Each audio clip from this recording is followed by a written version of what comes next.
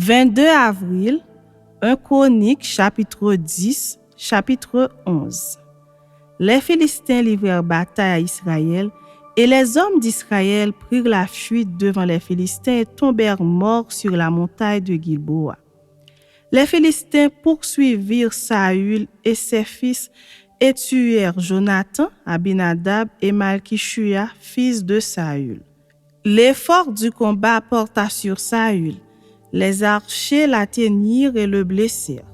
Saül dit alors à celui qui portait ses armes, « Tire ton épée et transperce-moi, de peur que ces incirconcis ne viennent me faire subir leurs outrages. » Celui qui portait ses armes ne voulut pas, car il était saisi de crainte.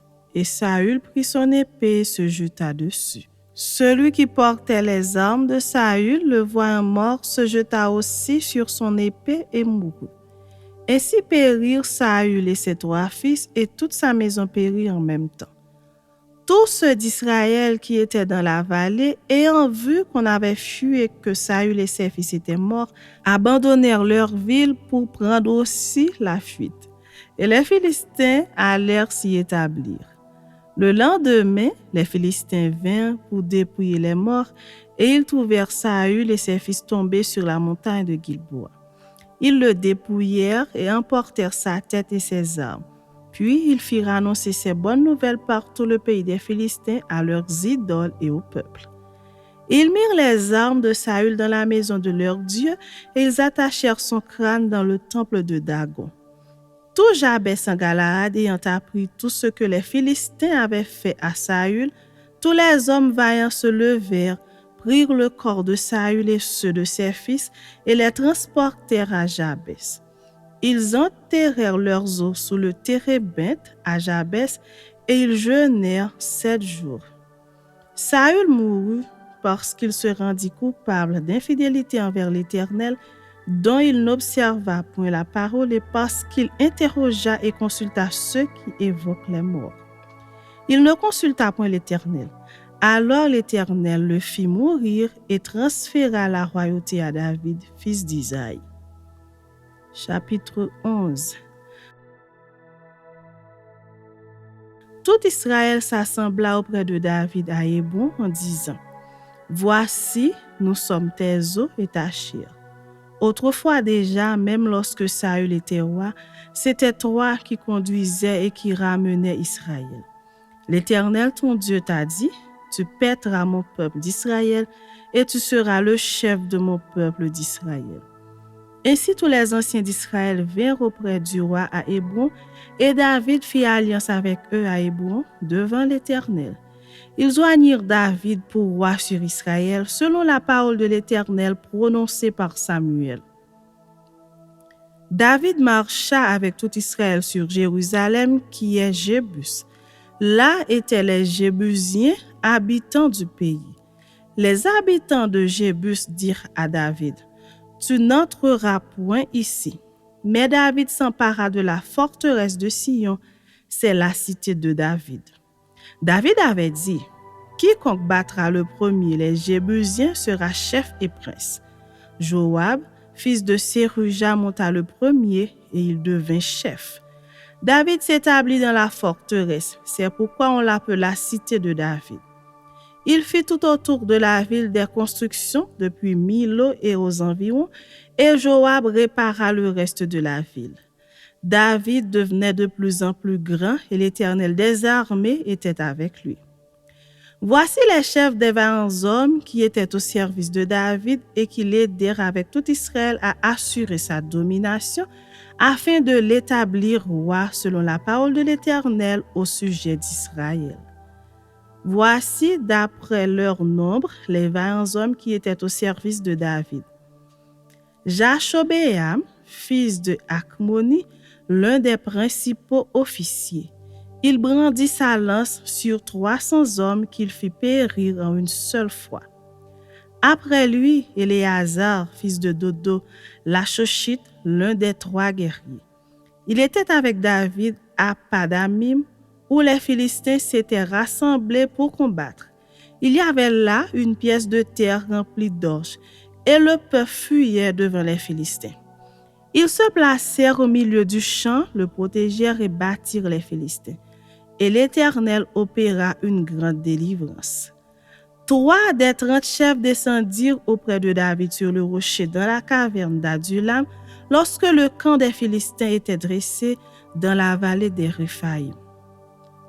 David était alors dans la forteresse et il y avait un poste de Philistins à Bethléem. David eut un désir et il dit, « Qui me fera boire de l'eau de la citerne qui est à la porte de Bethléem ?»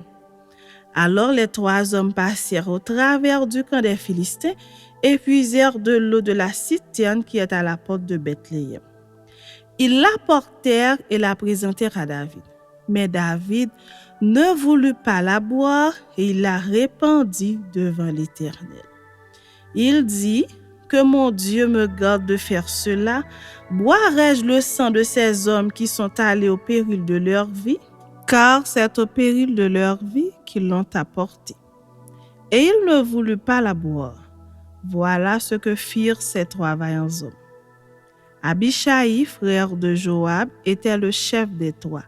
Il brandit sa lance sur 300 hommes et les tua. Et il y eut du renom parmi les 3.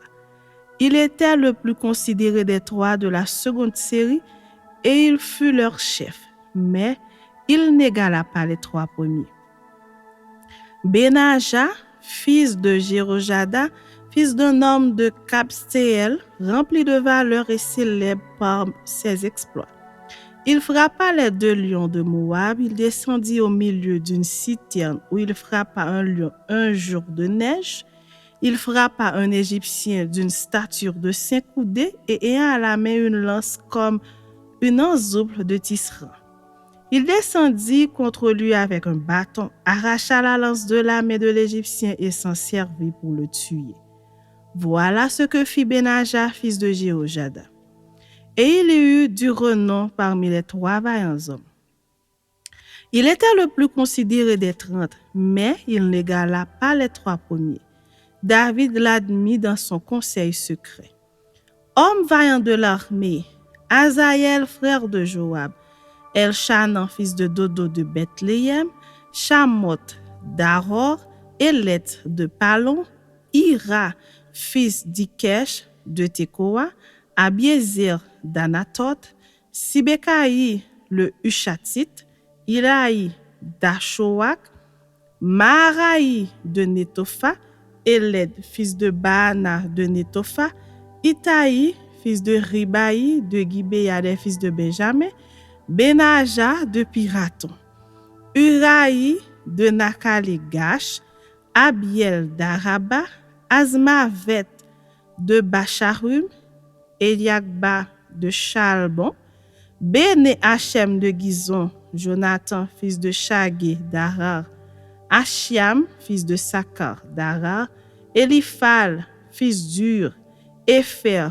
de Merkera, Achija de Palon, Etzro de Carmel, Naharaï, fils d'Esbaï, Joël, frère de Nathan, Mibchar, fils d'Agri, Sélec, l'Ammonite, Nakraï de Bérod, qui portait les armes de Joab, fils de Séruja, Ira de Jéter, Gareb de Jéter, Uri le Hessien, Zabad, fils d'Akraï, Adina, fils de Shiza, le Rubénite, chef des Rubénites et 30 avec lui, Anan, fils de Maaka, Josaphat de Mitni, Ozias d'Ashtaroth, Shama et Jéel, fils de Otam d'Aroyer, Jédiaël, fils de Shimri, Josha, son frère, le Titsite, Eliel de Machavim, Jéribaï et Joshavia, fils d'Elnaan, Jitma le Moabite, Eliel, Obed et Jaziel Metsobaja.